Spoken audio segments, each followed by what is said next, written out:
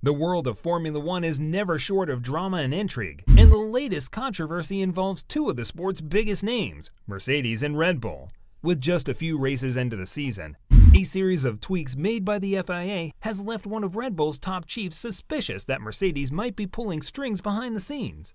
What are these changes, and how true is this? Red Bull's dominance in the world of Formula One has been a force to be reckoned with, thanks in part to their RB19's remarkable super-duper DRS system. The dynamic rear wing, commonly known as DRS, has been a game-changer for Red Bull, providing them with a significant advantage over their competitors. This superior DRS strength is reported to add a staggering 2 to 3 tenths of a second per lap compared to other teams, making it a formidable weapon in their arsenal.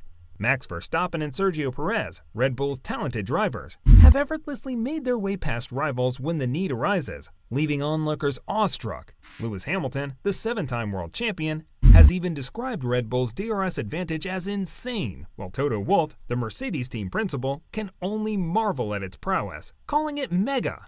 However, amid Red Bull's impressive streak of 5 consecutive race victories this season, a new development has caught the attention of Helmut Marko, a key figure in the Red Bull hierarchy. The FIA, Formula One's governing body, has initiated a surprising trend of shortening the year's DRS zones. In fact, the DRS zones in Miami have been reduced by a substantial 75 meters compared to the previous season. This decision has raised suspicions in Marko's mind, as he believes it is a deliberate attempt to hinder Red Bull's dominance. He places the blame squarely on Mercedes, suggesting that they may have influenced the FIA's decision in an effort to level the playing field. The significance of this alteration cannot be understated. By reducing the length of the DRS zones, the FIA is effectively curtailing the advantage that Red Bull's RB19 enjoys. It limits the opportunities for Verstappen and Perez to utilize their superior DRS strength, making overtaking maneuvers more challenging and potentially narrowing Red Bull's edge on the track. Marko stated, "Overtaking has always been difficult. Then when you also shorten the DRS zones, the reason seems obvious to me. You have to stop intervening in such a manipulative way." The 80-year-old reckons Mercedes have been the instigator in all this, with Marko telling them to rather focus on their flop of a car. He added, "It's amazing that Mercedes is angry. They have had a superior engine for years. When you build a car that's a flop 2 years in a row, you should focus more on that." Despite their shorter DRS zones in Miami, Red Bull still claimed the 1-2 on the day as Max Verstappen raced from 9th place on the grid to the checkered flag, while pole sitter Sergio Perez was second. The teammates briefly went wheel to wheel late in the race when Verstappen, having come in for his pit stop, briefly dropped behind Perez before challenging his teammate for the lead. He made the move stick and went on to win the Grand Prix, extending his lead in the Drivers' Championship to 14 points. Marko added, "We said as soon as there was no imminent danger from behind, we'd let them drive, and thank God both of them are smart enough not to get into the other car." Checo wasn't willing to make room, and it was tight because both were at the limit. In the ever-evolving world of Formula One, no team is immune to the effects of rule changes aimed at ending dominance.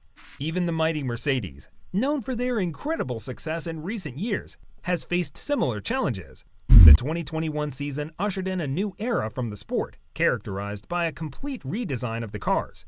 This sweeping transformation brought about significant changes in both appearance and performance, leaving teams uncertain about who would adapt most effectively to the new regulations. Prior to the 2021 season, Mercedes had reigned supreme, clinching the Constructors' Championship a remarkable 8 times in a row.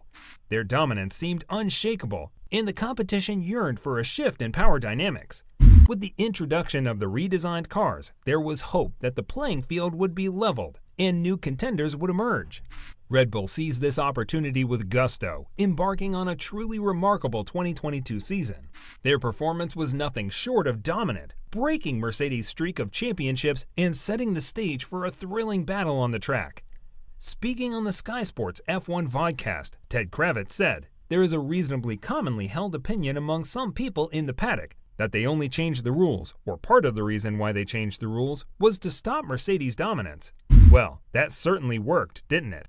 And Kravitz tagged an ominous warning to the other teams on the grid onto the end of that assertion, adding, "I meant Red Bull got it right so much that they are now the favorite going in. That dominance, I think, will probably run until the next rule change in 2026. What are your thoughts about Horner's accusations of Mercedes? Let us know in the comments section below. That will be all for today's video. Thanks for staying tuned. Please don't forget to hit the subscribe button and notification bell so that you can always get to watch more amazing videos like this. See you in the next video.